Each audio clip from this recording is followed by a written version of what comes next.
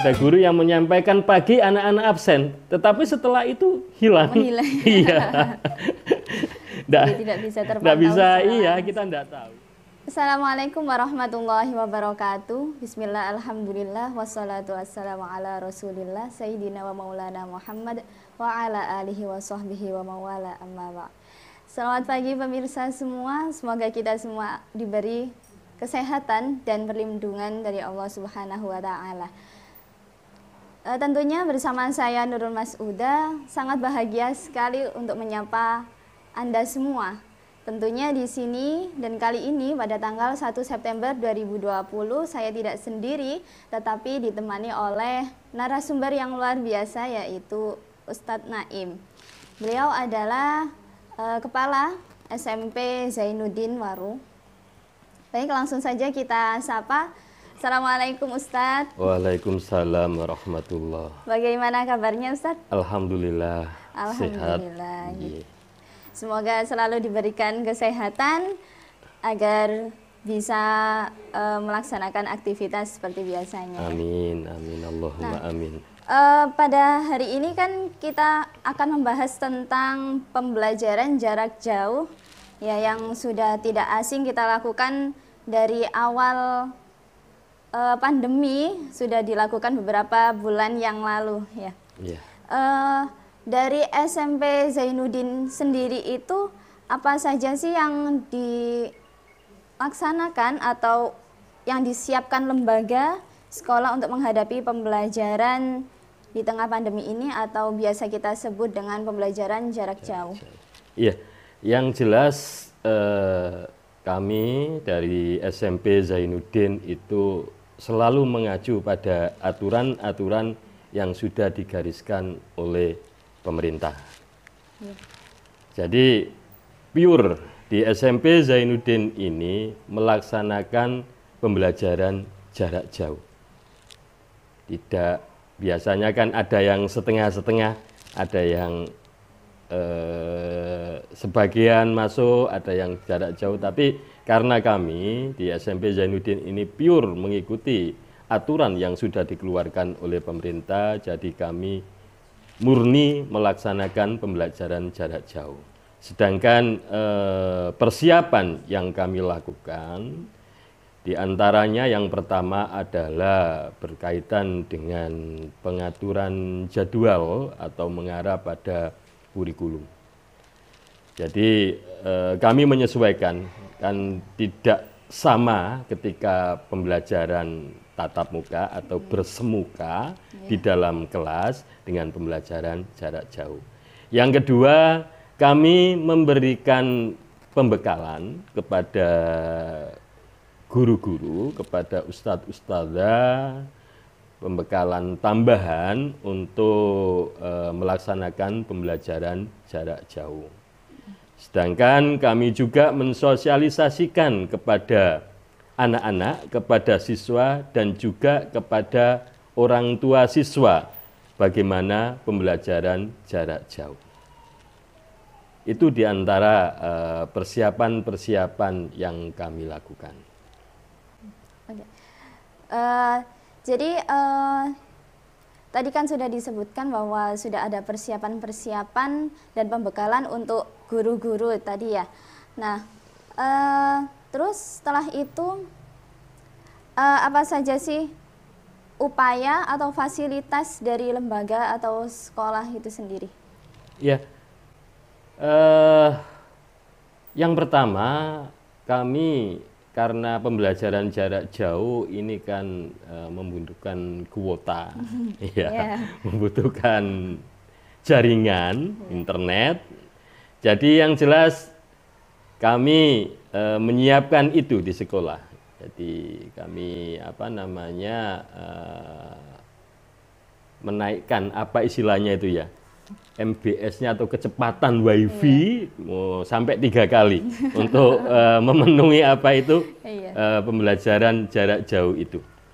Yang kedua, ya kami memberikan pelatihan-pelatihan bagaimana istilahnya agar guru itu benar-benar terampil, benar-benar menguasai, meskipun saya yakin sekarang ini masa milenial istilahnya ya. Iya. Guru-guru juga sudah sangat terampil, tetapi kami tetap memberikan pelatihan-pelatihan bagaimana membuat video-video pembelajaran, bagaimana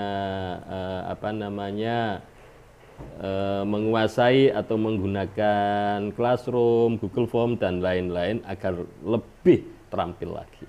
Iya.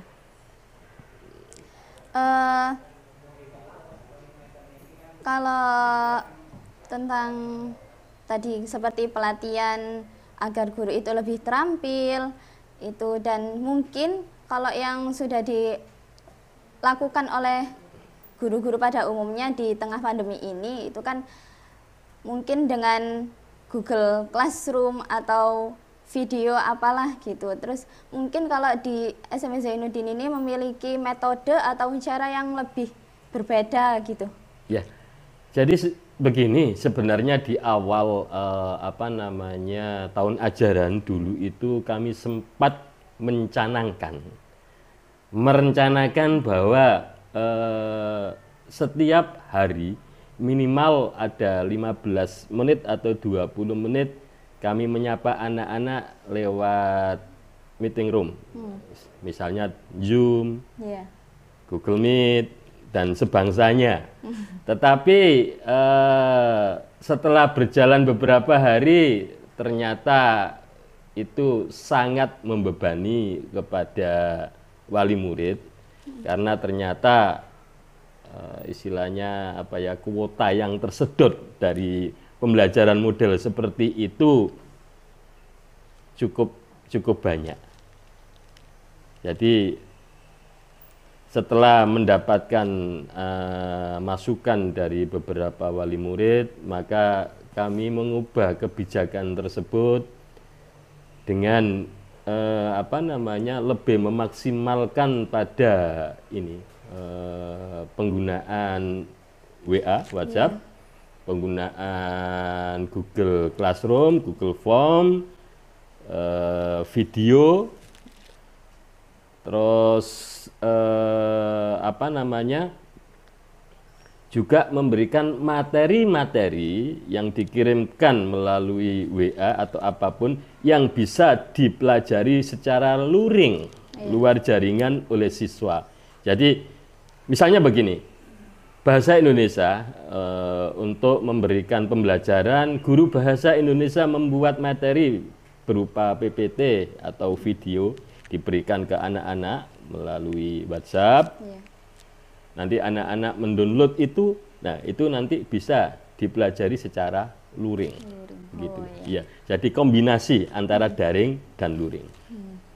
Baik, selama pembelajaran jarak jauh itu kan pasti ada kendala atau apa yang kita sudah mengupayakan bagaimana cara yang sebaik mungkin gitu, tetapi pasti semua itu juga ada kendalanya. Nah, dari situ apa saja sih kendala selama pembelajaran jarak jauh? Terus apakah menurut jenengan itu sudah efektif atau belum? Gitu.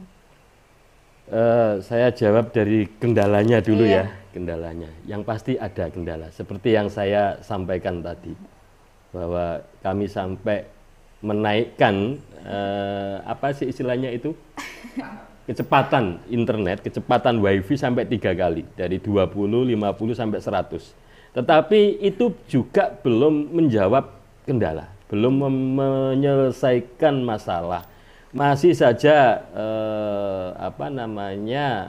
masalah jaringan itu selalu muncul, tersendat-sendat dan lain sebagainya. Itu yang dari pihak guru, pihak sekolah.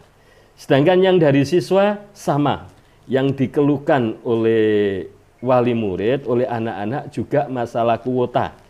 Jadi alhamdulillah ini dari kementerian ada sudah disampaikan akan ada bantuan kuota kepada anak-anak dan guru. Mudah-mudahan dengan bantuan tersebut kendala ini nanti bisa terjawab. Yang kedua, efektif atau tidak efektif. Oh ya, sebentar. Kendala berikutnya adalah namanya pembelajaran jarak jauh. Ya, itu kadang-kadang kita juga agak sulit mengontrol pada anak-anak karena kita tidak tahu anak-anak ini model pembelajarannya di rumah seperti apa. Jadi sehingga kadang-kadang ada guru yang menyampaikan pagi anak-anak absen, tetapi setelah itu hilang. Iya. Tidak bisa terpantau. Tidak bisa, iya, kita tidak tahu. Tetapi sebenarnya itu juga sudah kami siasati. Pihak sekolah juga sudah membentuk grup WA. Itu ada 2, grup WA dengan anak-anak dan juga grup WA dengan orang tua wali murid. Nah, ini untuk mengantisipasi itu tadi, biar kita bisa sama-sama memberikan pembelajaran, mengawasi anak-anak. Terus kalau masalah efektif, sudah efektif ataukah belum, saya yakin bahwa pembelajaran jarak jauh semacam ini pasti sangat jauh dari kata efektif. Ya itu tadi, masalahnya banyak kendala yang harus dihadapi. Belum lagi orang tua yang sibuk, yang bekerja, sementara anaknya di rumah sendiri, sedangkan si anak merasa tidak ada yang mengawasi, ya akhirnya pembelajarannya mungkin juga sambil tidur-tiduran dan akhirnya tidur beneran. Jadi itu. Yang kedua, efektif ataukah tidak, saya yakin semua akan sependapat bahwa pembelajaran itu akan sangat efektif ketika antara siswa dengan guru ini ketemu. Iya. Ini karena ada istilah bahwa guru tidak akan bisa tergantikan oleh apapun, oleh Google, oleh Yahoo, oleh apa. Karena istilahnya begini, kalau saya dulu sempat diberitahu oleh guru-guru saya bahwa barokahnya seorang guru yang dialirkan, yang ditransfer kepada anak-anak itu adalah kunci utama mendidik karakter si anak. Sedangkan pembelajaran yang paling utama adalah pembelajaran karakter itu sendiri. Mungkin itu. Ya, luar biasa, Masya Allah ya. Jadi tadi itu kan ada penjelasan bahwa harus ada kerjasama antara anak, guru, dan orang tua. Ya. Terus bagaimana sih upaya sekolah atau lembaga untuk berkomunikasi dengan pihak wali murid agar lebih bisa memantau anaknya yang belajar jarak jauh itu tadi. Mungkin kalau di era new normal ya, kalau istilahnya sekarang itu mungkin bisa membuat perkumpulan seperti rapat gitu kan, dulunya ada, mungkin di new normal ini bisa gitu. Ya. Yang jelas di awal kami sudah memberikan sosialisasi kepada orang tua. Terus ketika di tengah-tengah pembelajaran semacam ini, seperti yang saya sampaikan tadi, bahwa ada grup WA orang tua. Nah, kalau memang ada hal yang sifatnya pribadi yang tidak bisa disampaikan di grup tersebut, maka guru atau wali kelasnya nanti akan japri kepada orang tuanya untuk berkaitan dengan pembelajaran anak. Apabila japri atau menghubungi secara langsung masih belum terpecahkan masalah yang ada, maka akan visit ke rumah. Jadi wali kelasnya dengan BK atau dengan kesiswaan atau dengan guru yang bersangkutan akan visit ke rumah anak tersebut, sehingga kami meminimalisasi kesalahan-kesalahan yang ada, permasalahan-permasalahan. Semoga dengan upaya tersebut bisa terselesaikan, bisa ada jawabannya. Iya. Nah, pada segmen terakhir mungkin ada pesan untuk anak-anak yang melaksanakan pembelajaran jarak jauh, mungkin pesan-pesan untuk guru-guru gitu. Ya. Monggo. Yang pertama untuk anak-anak ya, anak-anak meskipun kita melaksanakan pembelajaran jarak jauh, tetapi kalau niat kita tertata dengan baik, niat belajar dengan baik, insya Allah materi pembelajaran yang diberikan oleh Ustadz Ustadzah akan tersampaikan dengan baik. Jadi yang utama adalah menata niat. Kalau niatnya sudah bagus, dibarengi dengan usaha, lah usaha ini misalnya ya namanya juga pembelajaran, maka harus mengambil sikap, mengambil posisi yang baik di meja, jangan sambil tidur-tiduran. Nah, kalau sudah ada upaya semacam itu, insya Allah apa yang disampaikan oleh Ustadz Ustadzah akan tersampaikan kepada anak-anak. Yang kedua, kalau ada istilahnya tugas-tugas dari Ustadz Ustadzah, tolong diselesaikan dengan baik. Yang pasti kami sudah menyampaikan kepada Ustadz Ustadzah, Dewan Guru, agar tugas-tugas itu tidak membebani atau tidak memberatkan anak-anak. Sedangkan untuk Ustadz Ustadzah, yang pertama adalah saya minta kesabaran dan keikhlasannya.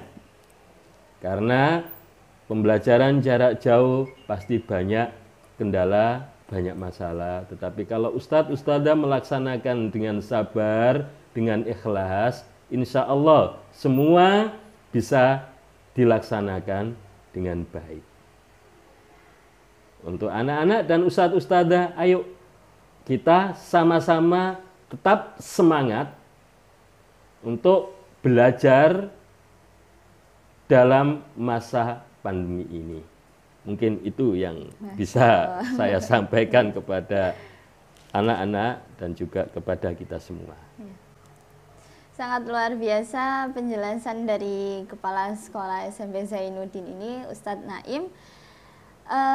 Dari semua itu, dari penjelasan tadi, semoga kita semua mendapatkan ilmu atau mendapatkan beberapa pandangan yang bisa membuat kita lebih semangat menjalani pembelajaran jarak jauh untuk anak-anak dan semakin ikhlas dan sabar untuk teman-teman guru SMP Zainuddin semuanya.